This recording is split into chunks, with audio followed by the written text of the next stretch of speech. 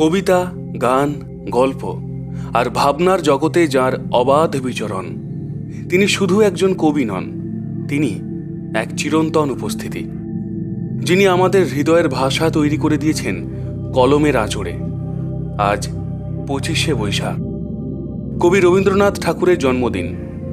বাংলা সাহিত্যের এই জ্যোতির্ময় নক্ষত্রের জন্মদিনে চলুন ওর সৃষ্টির আলোয় কিছুটা সময় কাটাই।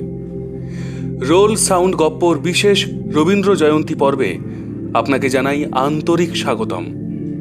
রবীন্দ্রনাথের সৃষ্টি যেন এক অনন্ত স্রোত, যা আমাদের মনন জগৎকে ঋদ্ধ করে চলেছে প্রজন্মের পর প্রজন্ম। আজকের এই পর্বে আমাদের নিবেদন কবির এক অনন্য গল্প, জীবিত ও মৃত। তার জীবন, সৃষ্টি আর চিরন্তন প্রাসঙ্গিকতার কিছু ঝলক। তো চলুন শুরু করা যাক রবীন্দ্রনাথের পথ ধরে এক মনোজাগতিক সফর।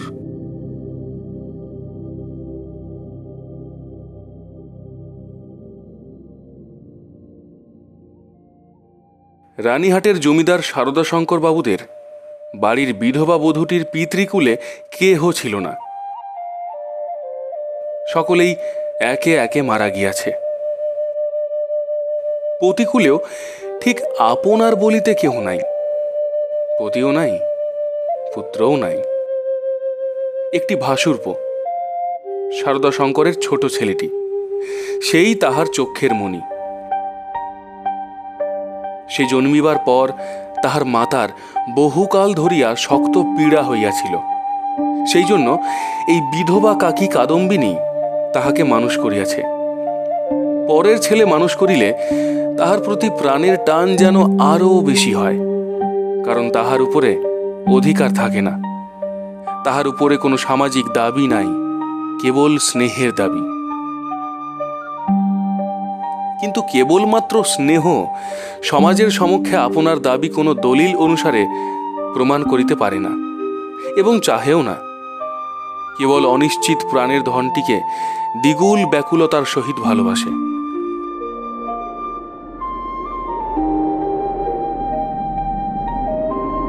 বিধবার সমস্ত রুদ্ধ প্রীতি এই ছেলেটির প্রতি সিঞ্চন করিয়া একদিন শ্রাবণের রাত্রে কাদম্বিনীর অকস্মাৎ মৃত্যু হইল। হঠাৎ কি কারণে তাহার হৃদস্পন্দন স্তব্ধ হইয়া গেল।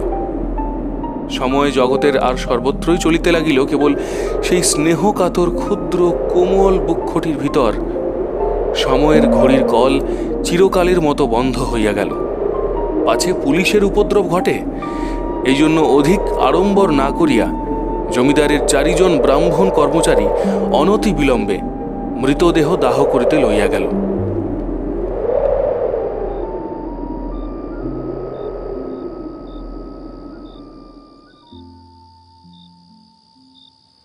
রানীহাটের শ্মশান লোকালয় হইতে বহু দূরে। পুষ্করিণীর ধারে একখানি কুটির, এবং তাহার নিকটে একটা প্রকাণ্ড বটগাছ।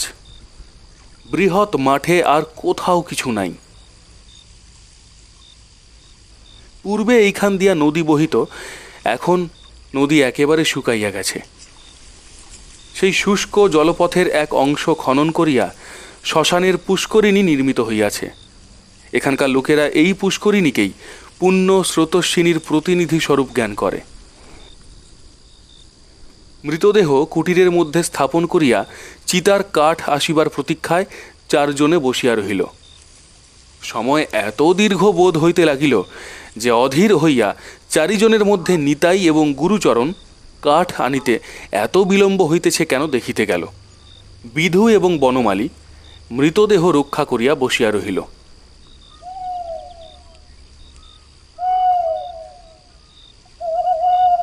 শ্রাবণের অন্ধকার রাত্রি থমথমে মেঘ করিয়া আসিয়াছে।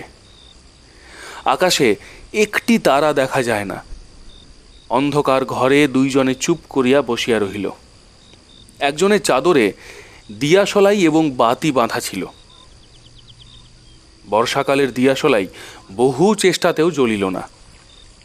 যে লণ্ঠন সঙ্গে ছিল তাহাও নিবিয়া গিয়াছে। অনেকক্ষণ চুপ করিয়া থাকিয়া একজন কহিল, ভাই রে, এক চিলিম তামাকের জোগাড় থাকিলে বড় সুবিধা হইত। তাড়াতাড়িতে কিছুই আনা হয় নাই। অন্য ব্যক্তি কহিল, আমি চট করিয়া এক দৌড়ে সমস্ত সংগ্রহ করিয়া আনিতে পারি। বনমালীর পলায়নের অভিপ্রায় বুঝিয়া বিধু কহিল, মাইরি, আর আমি বুঝি এখানে একলা বসিয়া থাকিব? আবার কথাবার্তা বন্ধ হইয়া গেল। 5 মিনিটকে 1 ঘণ্টা বলিয়া মনে হইতে লাগিল। যাহারা কাঠ আনিতে গিয়াছিল তাহাদিগকে মনে মনে ইহারা গালি দিতে লাগিল। তাহারা যে দিব্য আরামে কোথাও বসিয়া গল্প করিতে করিতে তামাক খাইতেছে, এ সন্দেহ ক্রমশই তাহাদের মনে ঘনীভূত হইয়া উঠিতে লাগিল। কোথাও কিছু শব্দ নাই।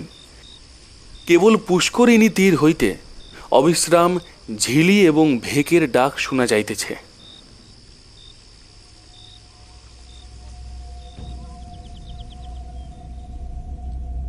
এমন সময় মনে হইল যেন খাটটা ঈষৎ নড়িল, যেন মৃতদেহ পাশ ফিরিয়া শুইল। বিধু এবং বনমালী রাম নাম জপিতে জপিতে কাঁপিতে লাগিল। হঠাৎ ঘরের মধ্যে একটা দীর্ঘ নিঃশ্বাস শোনা গেল। বিধু এবং বনমালী এক মুহূর্তে ঘর হইতে লম্ফ দিয়া বাহির হইয়া গ্রামের অভিমুখে দৌড় দিল। প্রায় ক্রোশ 1.5 পথ গিয়া দেখিল তাহাদের অবশিষ্ট 2 সঙ্গী লণ্ঠন হাতে ফিরিয়া আসিতেছে। তাহারা বাস্তবিকই তামাক খাইতে গিয়াছিল, কাঠের কোনো খবর জানে না।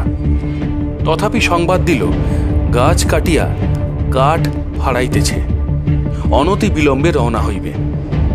তখন বিধু এবং বনমালী কুটিরের সমস্ত ঘটনা বর্ণনা করিল।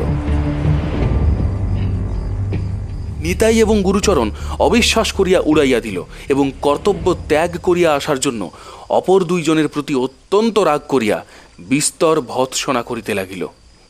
কাল বিলম্ব না করিয়া 4 জনেই শ্মশানে সেই কুটিরে গিয়া উপস্থিত হইল। ঘরে ঢুকিয়া দেখিল মৃতদেহ নাই, শূন্য খাট পড়িয়া আছে।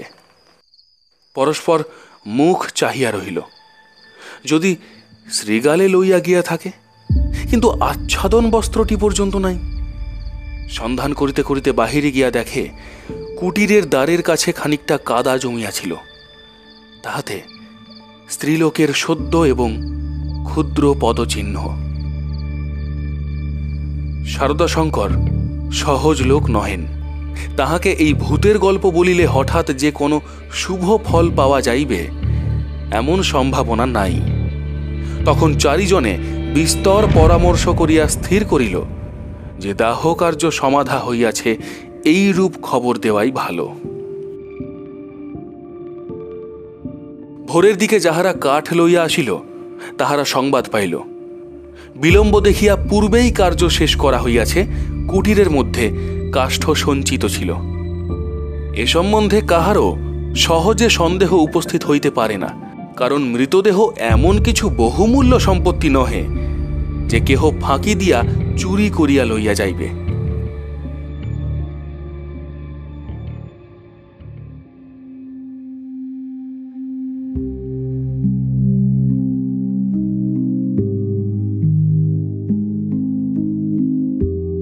সকলেই জানেন, জীবনের যখন কোনো লক্ষণ পাওয়া যায় না, তখনও অনেক সময় জীবন প্রচ্ছন্নভাবে থাকে এবং সময় মতো পুনর্বার মৃতবৎ দেহে তাহার কার্য আরম্ভ হয়।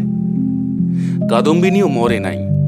হঠাৎ কি কারণে তাহার জীবনের ক্রিয়া বন্ধ হইয়া গিয়াছিল। যখন সে সচেতন হইয়া উঠিল, দেখিল চতুর্দিকে নিবিড় অন্ধকার।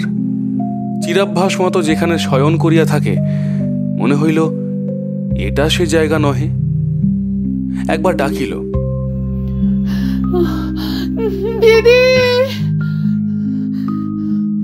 অন্ধকার ঘরে কেহ সাড়া দিল না। সভয়ে উঠিয়া বসিল। মনে পড়িল সেই মৃত্যু শয্যার কথা। হঠাৎ সেই বক্ষের কাছে একটি বেদনা, শ্বাস রোধের উপক্রম। তাহার বড় যা ঘরের কোণে বসিয়া একটি অগ্নিকুণ্ডের উপরে খোকার জন্য দুধ গরম করিতেছে। কাদম্বিনী আর দাঁড়াইতে না পারিয়া বিছানার ওপর আছাড় খাইয়া পড়িল। রুদ্ধ কণ্ঠে কহিল, দিদি দিদি দিদি, একবার খোকাকে আনিয়া দাও দিদি, দিদি একবার খোকাকে আমার কাছে আনিয়া দাও। আমার প্রাণ কেমন করিতেছে দিদি, দিদি। তাহার পর সমস্ত কালো হইয়া আসিল, যেন একটি লেখা পাতার উপরে দোয়াত শুদ্ধ কালি গড়াইয়া পড়িল। কাদম্বিনীর সমস্ত স্মৃতি এবং চেতনা, বিশ্বগ্রন্থের সমস্ত এক মুহূর্তে একাকার হইয়া গেল। খোকা তাহাকে একবার শেষবারের মতো তাহার সেই সুমিষ্ট ভালোবাসার স্বরে কাকিমা বলিয়া ডাকিয়াছিল কিনা বিধবার তাহাও মনে পড়ে না।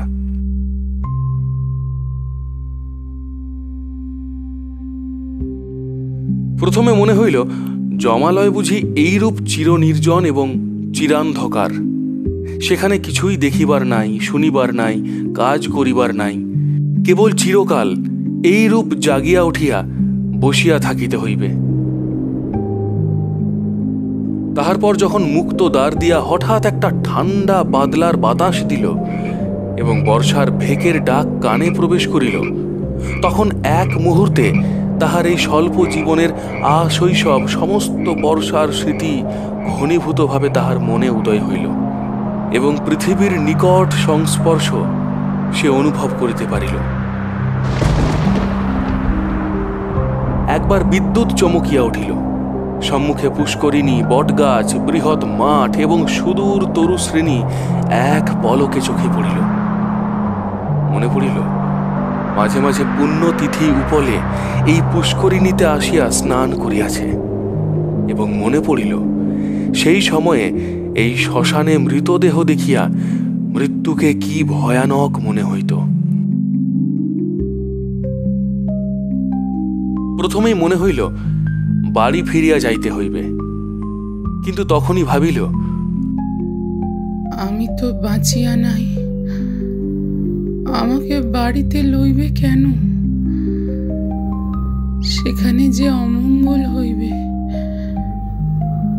জীবরাজ্য হইতে আমি যে নির্বাসিত হইয়া আসিয়াছি, আমি যে আমার প্রেতাত্মা। তাই যদি না হইবে, তবে সে এই অর্ধরাত্রে শারদা শঙ্করের সুরতি অন্তঃপুর হইতে এই দুর্গম শ্মশানে আসিল কেমন করিয়া? এখনো যদি তার অন্ত্যেষ্টি ক্রিয়া শেষ না হইয়া থাকে, তবে দাহ করিবার লোকজন গেল কোথায়?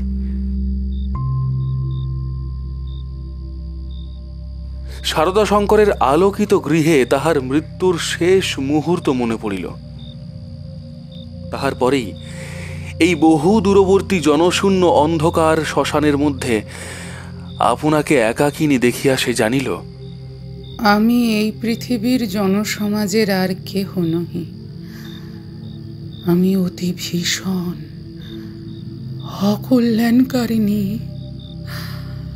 আমি আমার প্রেতাত্মা, আমি আমার প্রেতাত্মা, আমি অকল্যাণকারিণী, আমি অতি ভীষণ। এই কথা মনে উদয় হইবা মাত্রই তাহার মনে হইল তাহার চতুর্দিক হইতে বিশ্ব নিয়মের সমস্ত বন্ধন যেন ছিন্ন হইয়া গিয়াছে, যেন তাহার অদ্ভুত শক্তি, অসীম স্বাধীনতা যেখানে ইচ্ছা যাইতে পারে, যাহা ইচ্ছা করিতে পারে। এই অভূতপূর্ব নূতন ভাবের আবির্ভাবে সে উন্মত্তের মতো হইয়া হঠাৎ একটা দমকা বাতাসের মতো ঘর হইতে বাহির হইয়া অন্ধকার শ্মশানের উপর দিয়া চলিল। মনে লজ্জা, ভয়, ভাবনার লেশ মাত্র রহিল না। চলিতে চলিতে চরণ শ্রান্ত, দেহ দুর্বল হইয়া আসিতে লাগিল। মাঠের পর মাঠ আর শেষ হয় না। মাঝে মাঝে ধান্যত্রে কোথাও বা 1 হাঁটু জল দাঁড়াইয়া আছে।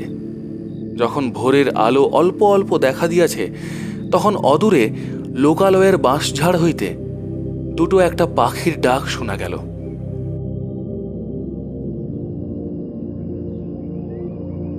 তখন তাহার কেমন ভয় করিতে লাগিল। পৃথিবীর সহিত জীবিত মনুষ্যের সহিত এখন তাহার কিরূপ নূতন সম্পর্ক দাঁড়াইয়াছে সে কিছু জানে না। যতক্ষণ মাঠে ছিল, শ্মশানে ছিল, শ্রাবণ রজনীর অন্ধকারের মধ্যে ছিল, ততক্ষণ সে যেন নির্ভয়ে ছিল, যেন আপন রাজ্যে ছিল। দিনের আলোকে লোকালয় তাহার অতি ভয়ঙ্কর স্থান বলিয়া বোধ হইল। মানুষ ভূতকে ভয় করে, ভূতও মানুষকে ভয় করে।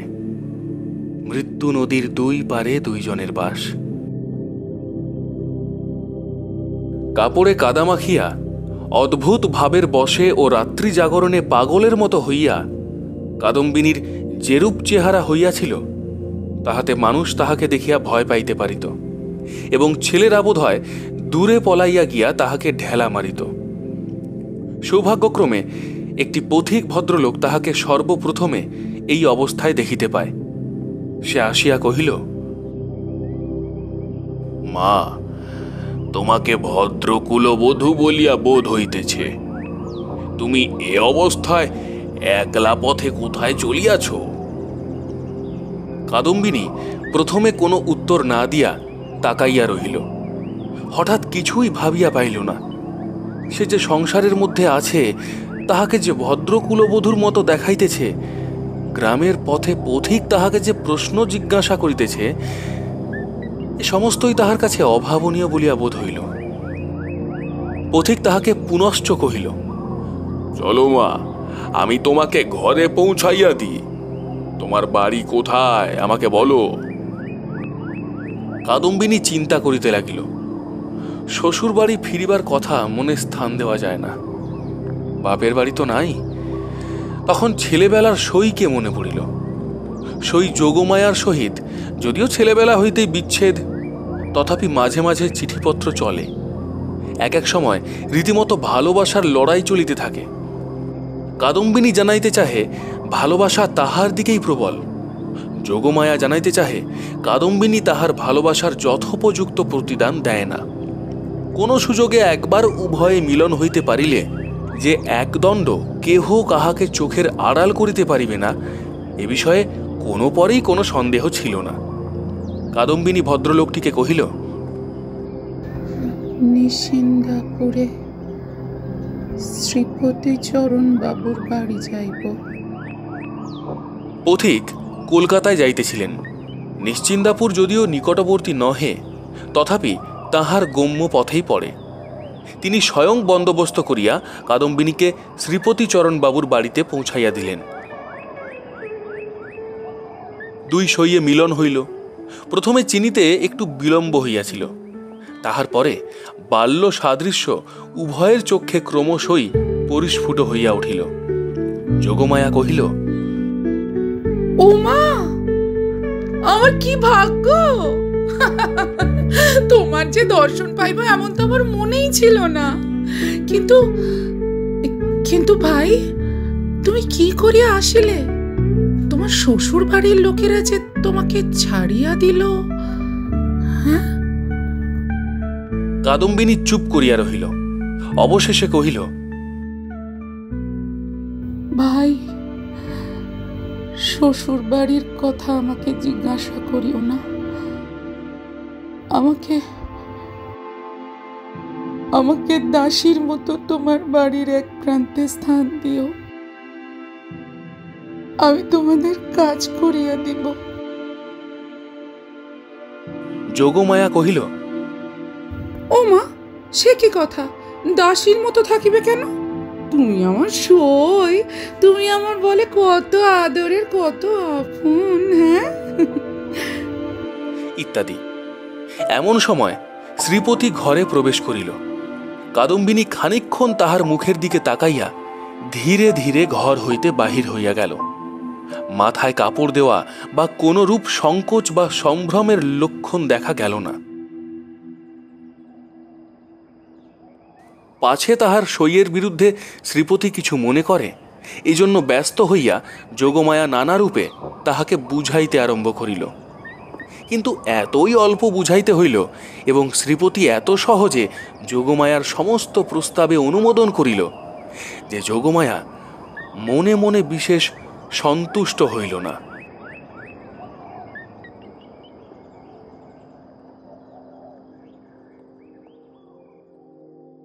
কাদম্বিনী সইয়ের বাড়িতে আসিল, কিন্তু সইয়ের সঙ্গে মিশিতে পারিল না। মাঝে মৃত্যুর ব্যবধান। আত্মসম্বন্ধে সর্বদা একটা সন্দেহ এবং চেতনা থাকিলে পরের সঙ্গে মেলা যায় না।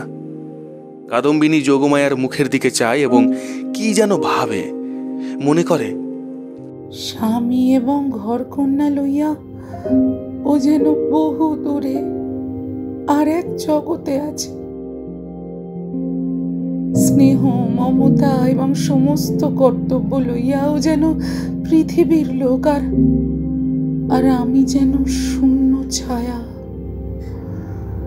ও যেন অস্তিত্বের দেশে আর আমি যেন অনন্তের মধ্যে। যোগমায়ারও কেমন কেমন লাগিল, কিছুই বুঝিতে পারিল না। স্ত্রীলোক রহস্য সহ্য করিতে পারে না, কারণ অনিশ্চিতকে লইয়া কবিত্ব করা যায়, বীরত্ব করা যায়, পাণ্ডিত্যও করা যায়, কিন্তু ঘরকন্যা করা যায় না। এই জন্য স্ত্রীলোক যেটা বুঝিতে পারে না, হয় সেটার অস্তিত্ব বিলোপ করিয়া তাহার সহিত কোনো সম্পর্ক রাখে না, নয় তাহাকে স্বহস্তে নূতন মূর্তি দিয়া নিজের ব্যবহারযোগ্য একটি সামগ্রী গড়িয়া তোলে। যদি দুইয়ের কোনোটাই না পারে, তবে তাহার উপর ভারী রাগ করিতে থাকে। কাদম্বিনী যতই দুর্বোধ হইয়া উঠিল, যোগমায়া তাহার উপর ততই রাগ করিতে লাগিল। ভাবিল, এ কি উপদ্রব স্কন্ধের উপর চাপিল। আবার আর এক বিপদ, কাদম্বিনীর আপনাকে আপনি ভয় করে। সে নিজের কাজ হইতে নিজে কিছুতেই পলাইতে পারে না। যাহাদের ভূতের ভয় আছে, তাহারা আপনার পশ্চাৎ দিগকে ভয় করে। যেখানে দৃষ্টি রাখিতে পারে না, সেইখানেই ভয়।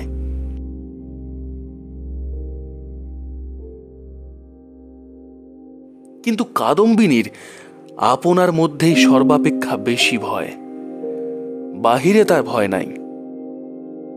এই জন্য বিজন দ্বিপ্রহরে সে একা ঘরে এক একদিন চিৎকার করিয়া উঠিত এবং সন্ধেবেলায় দীপালোকে আপনার ছায়া দেখিলে তাহার গা ছমছম করিতে থাকিত।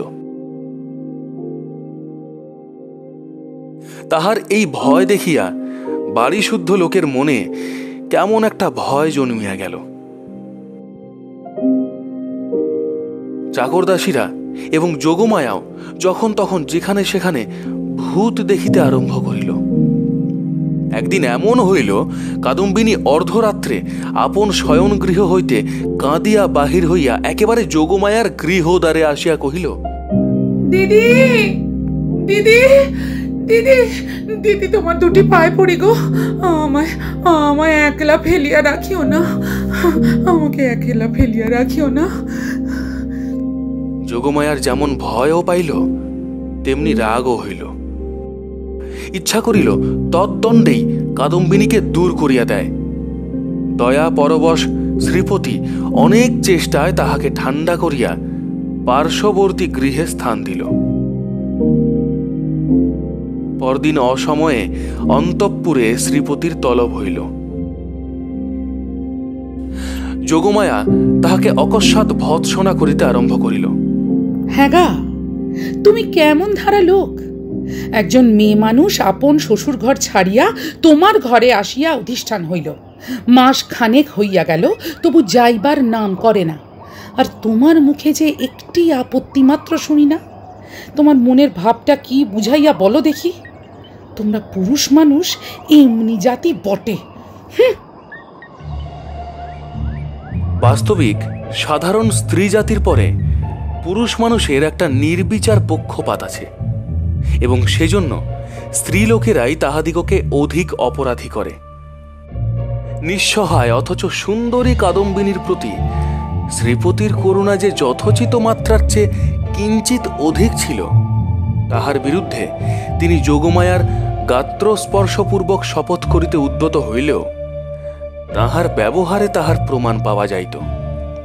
তিনি মনে করিতেন, নিশ্চয়ই শ্বশুরবাড়ির লোকেরা এই পুত্রহীনা বিধবার প্রতি অন্যায় অত্যাচার করিত, তাই নিতান্ত সহ্য করিতে না পারিয়া পলাইয়া কাদম্বিনী আমার আশ্রয় লইয়াছে। যখন ইহার বাপ মা কেহই নাই, তখন আমি ইহাকে কি করিয়া ত্যাগ করি? এই বলিয়া তিনি কোনরূপ সন্ধান লইতে ক্লান্ত ছিলেন এবং কাদম্বিনীকেও এই অপ্রীতিকর বিষয়ে প্রশ্ন করিয়া ব্যথিত করিতে তাহার প্রবৃত্তি হইত না।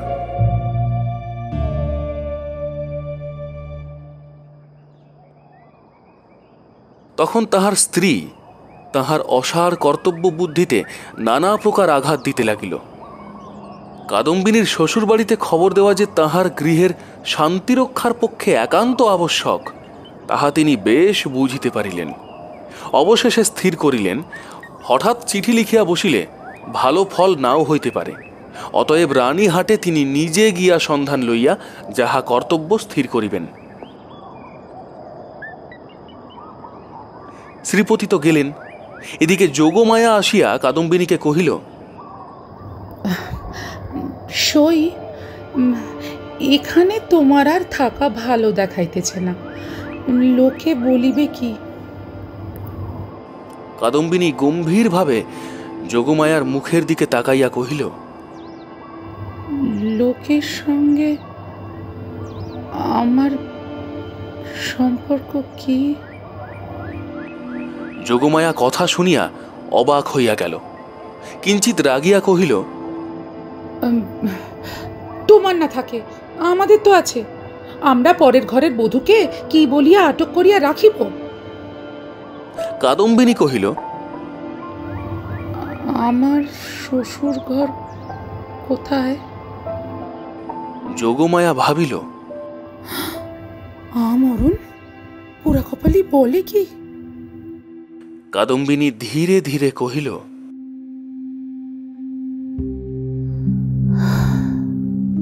আমি কি তোমাদের কেহ? আমি কি এ পৃথিবীর? তোমরা হাসিতেছ, কাঁদিতেছ, ভালোবাসিতেছ, সবাই আপন আপন লইয়া আছো। আমি তো কেবল চাহিয়া আছি।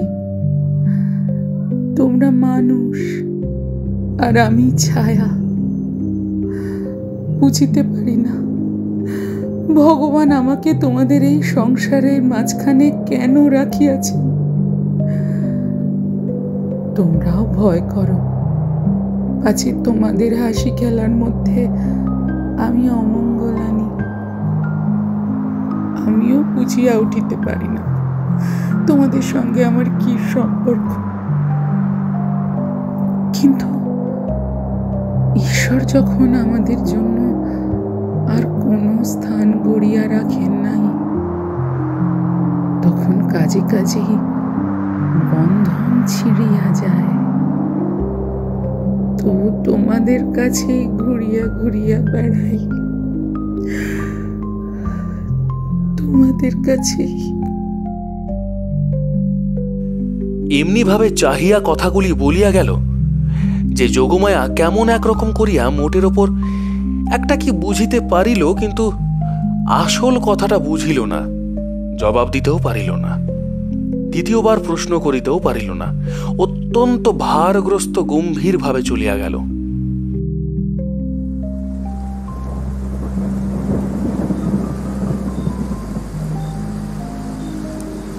রাত্রি প্রায় তখন 10টা।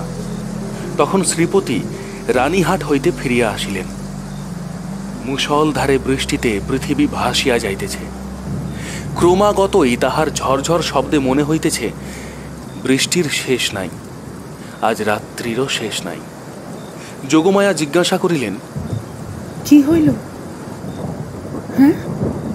শ্রীপতি কহিলেন, নিশ্চয় তুমি একটা ভুল করিয়াছ। শুনিবা মাত্র যোগমায়া মনে মনে ঈষৎ রাগ করিলেন। ভুল মেয়েরা কখনোই করে না, যদি বা করে কোনো সুবুদ্ধি পুরুষের সেটা উল্লেখ করা কর্তব্য হয় না। নিজের ঘাড় পাতিয়া লওয়াই সুযুক্তি। যোগমায়া কিঞ্চিত উষ্ণভাবে কহিলেন, কি রকম শুনি? শ্রীপতি কহিলেন, যে স্ত্রীলোকটিকে তোমার ঘরে স্থান দিয়াছ সে তোমার সই কাদম্বিনী নহে। এমনতর কথা শুনিলে সহজেই রাগ হইতে পারে, বিশেষত নিজের স্বামীর মুখে শুনিলে তো কথাই নাই। যোগমায়া কহিলেন, আমার সইকে আমি চিনি না, তোমার কাছ হইতে চিনিয়া লইতে হইবে। কি কথার শ্রী! শ্রীপতি বুঝাইলেন, এ স্থলে কথার শ্রী লইয়া কোনো রূপ তর্ক হইতেছে না, প্রমাণ দেখিতে হইবে। যোগমায়ার সই কাদম্বিনী যে মারা গিয়াছে তাহাতে কোনো সন্দেহ নাই। যোগমায়া কহিলেন, ওই শোনো, তুমি নিশ্চয় একটা গোল পাকাইয়া আসিয়াছ। কোথায় যাইতে কোথায় গিয়াছ, কি শুনিতে কি শুনিয়াছ তাহার ঠিক নাই। তোমাকে নিজে যাইতে কে বলিল? হ্যাঁ, একখানা চিঠি লিখিয়া দিলেই তো সমস্ত পরিষ্কার হইতো, নাকি? নিজের কর্মপটুতার প্রতি স্ত্রীর এইরূপ বিশ্বাসের অভাবে শ্রীপতি অত্যন্ত ক্ষুণ্ণ হইয়া বিস্তারিতভাবে সমস্ত প্রমাণ প্রয়োগ করিতে লাগিলেন, কিন্তু কোনো ফল হইল না। উভয় পক্ষে হা না করিতে করিতে রাত্রি দ্বিপ্রহর হইয়া গেল। যদিও কাদম্বিনীকে এই দণ্ডেই গৃহ হইতে বহিষ্কৃত করিয়া দেওয়া সম্বন্ধে স্বামী স্ত্রী কাহারও মতভেদ ছিল না, কারণ শ্রীপতির বিশ্বাস তাহার অতিথি ছদ্ম পরিচয়ে তাহার স্ত্রীকে এতদিন প্রতারণা করিয়াছে, এবং যোগমায়ার বিশ্বাস সে কুলত্যাগিনী। তথাপি উপস্থিত তর্কটা সম্বন্ধে উভয়ের কেহই হার মানিতে চাহেন না। উভয়ের কণ্ঠস্বর ক্রমেই উচ্চ হইয়া উঠিতে লাগিল। ভুলিয়া গেলেন পাশের ঘরেই কাদম্বিনী শুইয়া আছে। শ্রীপতি যে তারিখের কথা বলিলেন উভয়ে হিসাব করিয়া দেখিলেন, যেদিন সন্ধ্যাবেলায় কাদম্বিনী তাহাদের বাড়িতে আসে সে তারিখ ঠিক তাহার পূর্বের দিনেই পড়ে। শুনিবা মাত্র যোগমায়ার বুকটা হঠাৎ কাঁপিয়া উঠিল। শ্রীপতিরও কেমন একরকম বোধ হইতে লাগিল। এমন সময়ে তাহাদের ঘরের দ্বার খুলিয়া গেল। একটা বাদলার বাতাস আসিয়া প্রদীপটা ফস করিয়া নিভিয়া গেল।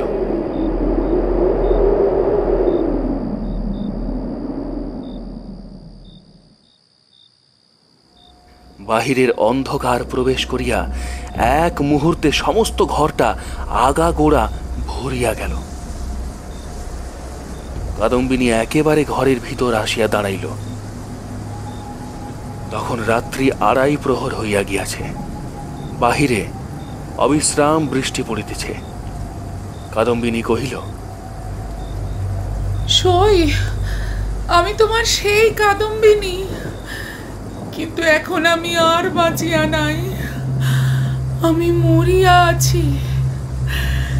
হ্যাঁ, আমি মরিয়া আছি। যোগমায়া ভয়ে চিৎকার করিয়া উঠিলেন। শ্রীপতির বাক্যস্ফূর্তি হইল না। কিন্তু আমি মরিয়াছি ছাড়া তোমাদের কাছে আর কি অপরাধ করিয়াছি? আমার যদি ইহলোকেও স্থান নাই, পরলোকেও স্থান নাই, ওগো আমি তবে কোথায় যাইব? কোথায় যাইব? তীব্র কণ্ঠে চিৎকার করিয়া যেন এই গভীর বর্ষা নিশীথে সুপ্ত বিধাতাকে জাগ্রত করিয়া জিজ্ঞাসা করিল,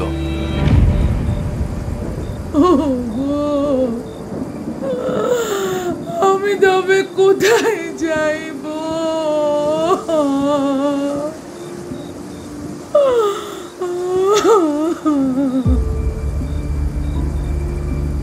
এই বলিয়া মূর্ছিত দম্পতিকে অন্ধকার ঘরে ফেলিয়া বিশ্বজগতে কাদম্বিনী আপনার স্থান খুঁজিতে গেল।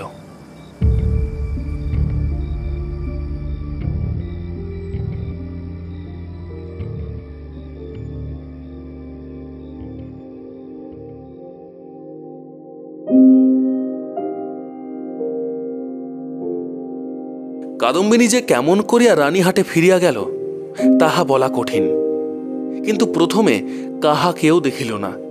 সমস্ত দিন অনাহারে একটা ভাঙা পোড়ো মন্দিরে যাপন করিল। বর্ষার অকাল সন্ধ্যা যখন অত্যন্ত ঘন হইয়া আসিল এবং আসন্ন দুর্যোগের আশঙ্কায় গ্রামের লোকেরা ব্যস্ত হইয়া আপন আপন গৃহ আশ্রয় করিল, তখন কাদম্বিনী পথে বাহির হইল।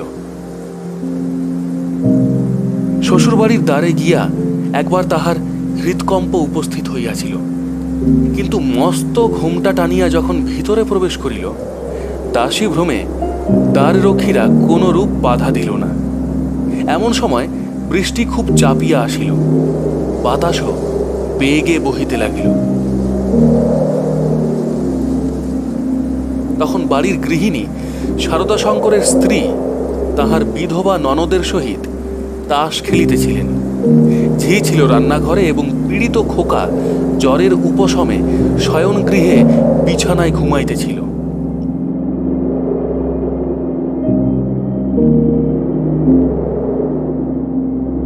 কাদম্বিনী সকলের চক্ষু এড়াইয়া সেই ঘরে গিয়া প্রবেশ করিল।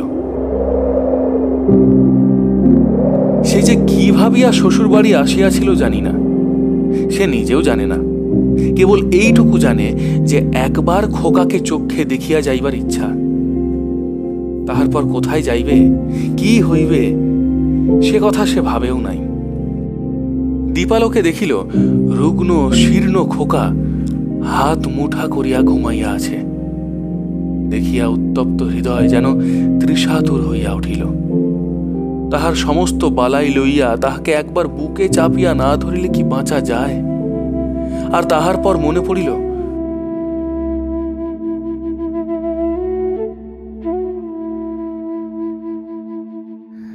আমি নাই, ইহাকে দেখিবার কে আছে? ইহার মা সঙ্গ ভালোবাসে, গল্প ভালোবাসে, খেলা ভালোবাসে। এতদিন আমার হাতে ভাত দিয়াই সে নিশ্চিন্ত ছিল। কখনো তাহাকে ছেলে মানুষ করিবার কোনো দায় পোহাইতে হয় নাই। আজ ইহাকে কে তেমন করিয়া যত্ন করিবে? এমন সময় খোকা হঠাৎ পাশ ফিরিয়া অর্ধ নিদ্রিত অবস্থায় বলিয়া উঠিল, কাকিমা জল দে। মরিয়া যাই সোনা আমার, তোর কাকিমাকে এখনো ভুলিস নাই? হ্যাঁ,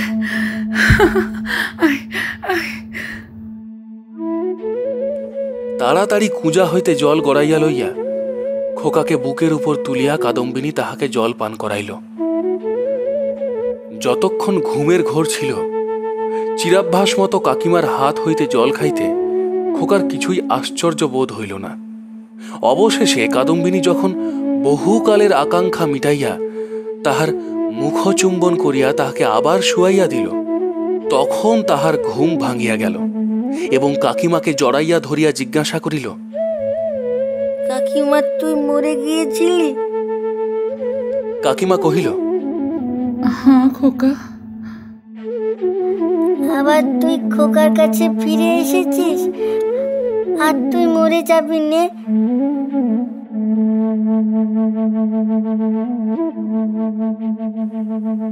ইহার উত্তর দিবার পূর্বেই একটা গোল বাঁধিল।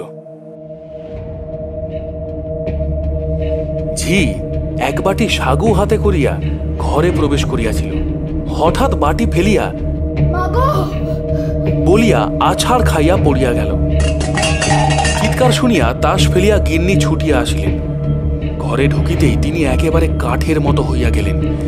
বলাইতেও পারিলেন না, মুখ দিয়া একটি কথাও সরিল না। এই সকল ব্যাপার দেখিয়া খোকারও মনে ভয়ের সঞ্চার হইয়া উঠিল। সে কাঁদিয়া বলিয়া উঠিল, কাকিমা তুই যা। কাদম্বিনী অনেক দিন পরে আজ অনুভব করিয়াছে যে সে মরে নাই। সে পুরাতন ঘরদ্বার, সেই সমস্ত, সেই খোকা, সেই স্নেহ তাহার পক্ষে সমান জীবন্ত ভাবেই আছে।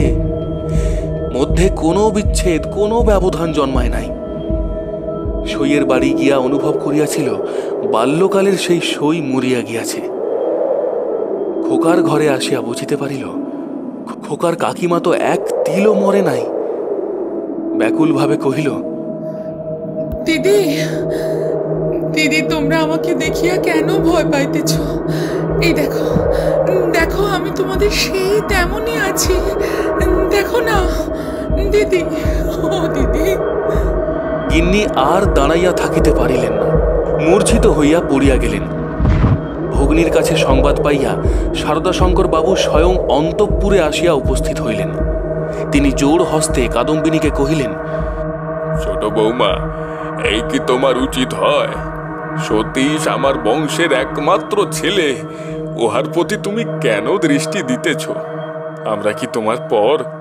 তুমি যাওয়ার পর হইতে ও প্রতিদিন শুকাইয়া যাইতেছে। উহার ব্যামো আর ছাড়ে না, দিনরাত কেবল কাকিমা কাকিমা করে।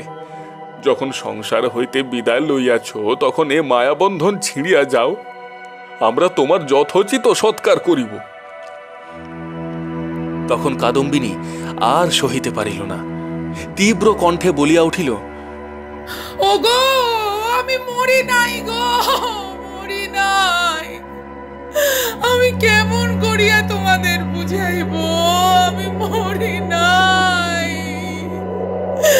এই দেখো, দেখো, আমি বাঁচিয়া আছি। বলিয়া কাঁসার বাটিটা ভূমি হইতে তুলিয়া কপালে আঘাত করিতে লাগিল। কপাল ফাটিয়া রক্ত বাহির হইতে লাগিল। তখন বলিল, এই দেখো, দেখো, দেখো, আমি বাঁচিয়া আছি। দেখো, দেখো। শারদাশঙ্কর মূর্তির মতো দাঁড়াইয়া রহিলেন। খোকা ভয়ে বাবাকে ডাকিতে লাগিল। দুই মূর্ছিতা রমণী মাটিতে পড়িয়া রহিল। তখন কাদম্বিনী, ওগো, আমি মরি নাই গো, আমি মরি নাই, আমি মরি নাই বলিয়া চিৎকার করিয়া ঘর হইতে বাহির হইয়া সিঁড়ি বাহিয়া নামিয়া অন্তঃপুরের পুষ্করিণীর জলের মধ্যে গিয়া পড়িল। শারদাশঙ্কর উপরের ঘর হইতে শুনিতে পাইলেন, ঝপাস করিয়া একটা শব্দ হইল।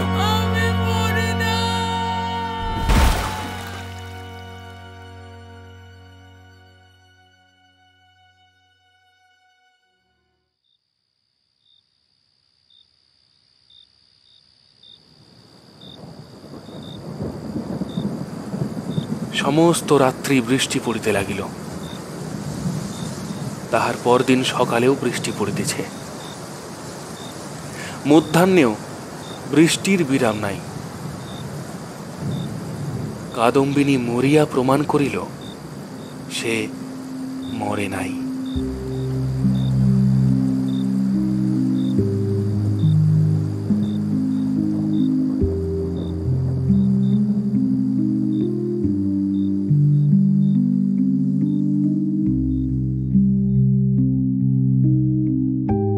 শুনছিলেন কবিগুরু রবীন্দ্রনাথ ঠাকুর রচিত জীবিত ও মৃত। কণ্ঠ জয় মহাপাত্র ও অর্পিতা দে। শব্দ পরিকল্পনা, সম্পাদনা, পোস্টার ডিজাইন ও সমগ্র পর্ব পরিচালনা সম্মান রায়। আজকের এই ছোট্ট যাত্রায় যদি কবির ছোঁয়া একটুও আপনাকে স্পর্শ করে থাকে, তাহলে আমাদের পরিশ্রম সার্থক। এরকম আরও গল্প, আরও বাংলা আবেগ নিয়ে আবার আসবো আমরা পরবর্তী পর্বে। ততদিন শুনতে থাকুন রোল সাউন্ড গপ্প। শুভ রবীন্দ্র জয়ন্তী।